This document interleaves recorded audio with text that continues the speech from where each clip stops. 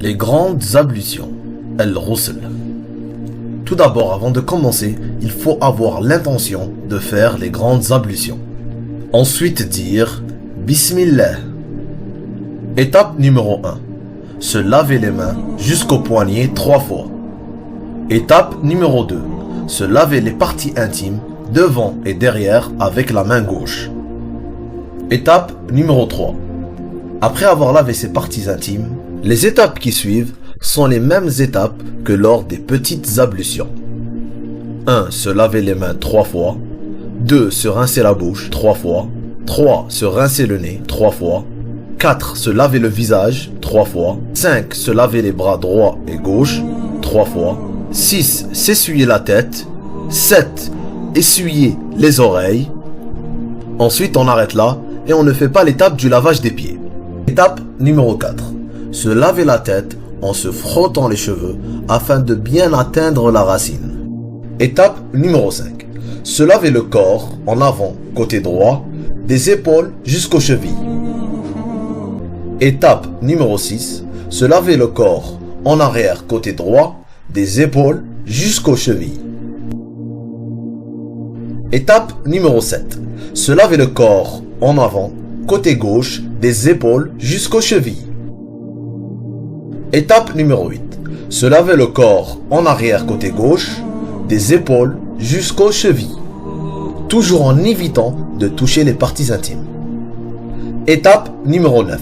Se laver le pied droit jusqu'aux chevilles avec la main gauche. Étape numéro 10. Se laver le pied gauche jusqu'aux chevilles avec la main gauche. Et voilà, les grandes ablutions sont terminées. Remarque. Nous venons de vous présenter la façon complète pour faire al-ghusl comme le faisait le prophète sallallahu alayhi wa sallam. Néanmoins, il est important de noter que le fait de se laver tout le corps avec l'intention de faire al-ghusl en gargarisant la bouche et en inspirant l'eau par le nez suffit pour avoir accompli ces grandes ablutions.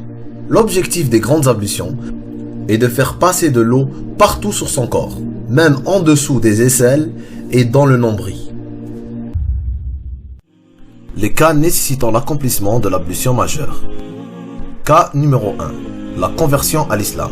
Une fois qu'une personne rentre en islam en attestant l'attestation de foi, al-shahada, elle se doit de faire l'ablution majeure, le bain rituel ou al-ghusl.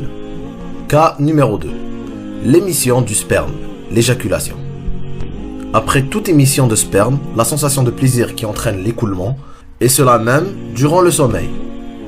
Le fait de provoquer soi-même l'écoulement du sperme est interdit, haram. Cas numéro 3. Les rapports intimes entre époux. Lors de l'acte entre époux, le ghusl doit être fait lorsque les deux parties intimes se rencontrent. Il faut faire le ghusl même s'il n'y a pas eu de plaisir ou d'éjaculation. Cas numéro 4. La fin des menstruations.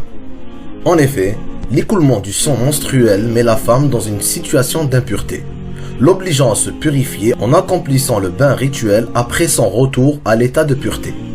Cas numéro 5. La fin des lochis.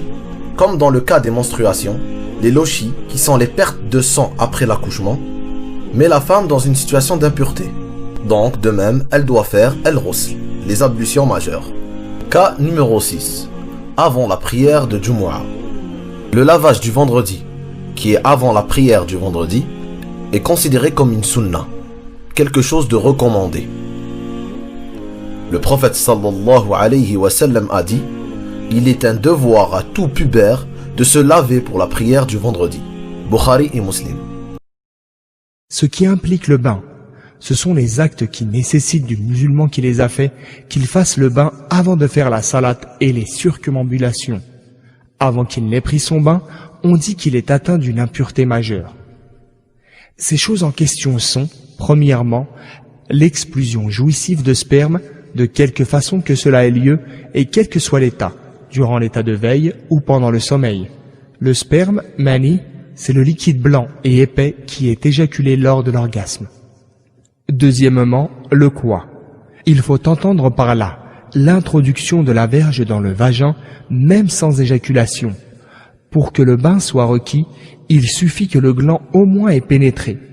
Allah exalté soit-il, a dit: si vous êtes en état d'impureté suite à des relations sexuelles, janaba, alors purifiez-vous. 6e verset de la sourate La table servie. 3e, la sortie du sang des menstrues ou des lochis. Les menstrues désignent le sang qui sort naturellement chez la femme chaque mois. Elle dure 1 semaine, plus ou moins quelques jours selon les femmes. Les lochis, c'est le sang qu'évacue la femme lors de son accouchement et dont l'écoulement dure un certain nombre de jours. La femme en période de menstrues ou de lochis bénéficie d'une dispense et n'est pas tenue de faire la prière et le jeûne. Une fois purifiée, elle récupère le jeûne mais pas la salate. Les époux ne peuvent avoir de relations sexuelles durant cette période de menstrues ou de lochis, mais peuvent jouir l'un de l'autre sans aller jusqu'au quoi. Les femmes doivent se laver quand le sang cesse de couler. Allah qu'exalté soit-il a dit: n'ayez pas de rapport avec vos femmes dans l'endroit affecté par les menstrues. N'ayez de rapport avec elles que quand l'écoulement sanguin cesse. Une fois qu'elles se sont purifiées, tataharna, ayez alors des rapports avec elles là où Allah vous a permis de le faire. Verset 222 de la sourate La Vache.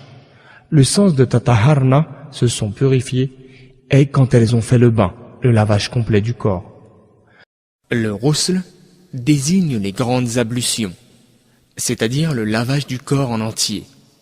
Afin d'être en état de pureté avant la prière, un musulman doit accomplir le wudu, communément appelé petites ablutions.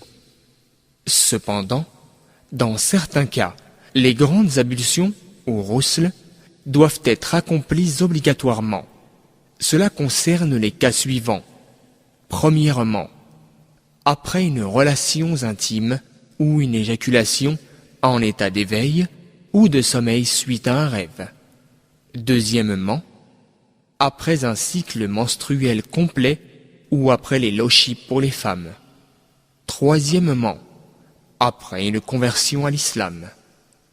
Quatrièmement, après le décès d'un musulman et avant son enterrement. Le ghusl est aussi recommandé dans les cas suivants, mais sans être obligatoire. Premièrement, le jour de la prière du vendredi. Deuxièmement, avant de se mettre en état de sacralisation, soit pour le hajj, pèlerinage, soit pour la umrah. Troisièmement, en entrant à la Mecque et le jour de la station à Arafat. Quatrièmement, après avoir lavé un mort. Pour le ghusl, on procède comme suit.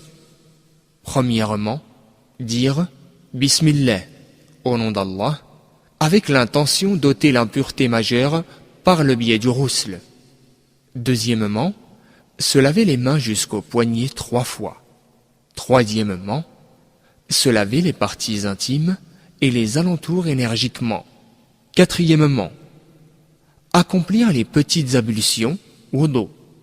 Ici, la personne a le choix de se laver les pieds au cours de son wudu ou de les laver à la fin du ghusl. Cinquièmement, passer les doigts humides sur les cheveux. Sixièmement, verser de l'eau sur la tête et la laver avec les oreilles 3 fois.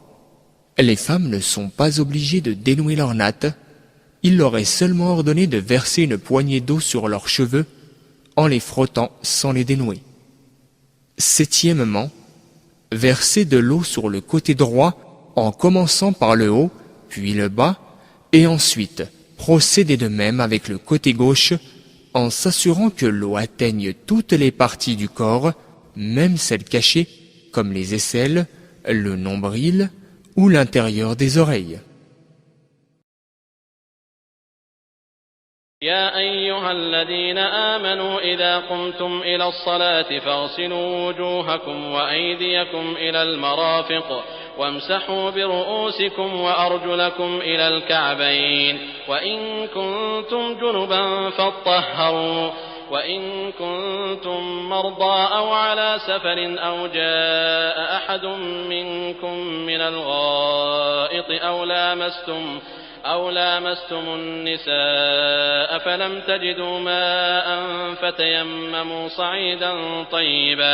فامسحوا بوجوهكم وأيديكم منه ما يريد الله ليجعل عليكم من حرج ولكن يريد ليطهركم وليتم نعمته عليكم لعلكم تشكرون واذكروا نعمة الله عليكم وميثاقه الذي واثقكم به إذ قلتم سمعنا وأطعنا واتقوا الله إن الله عليم بذات الصدور يا أيها الذين آمنوا كونوا قوامين لله شهداء بالقسط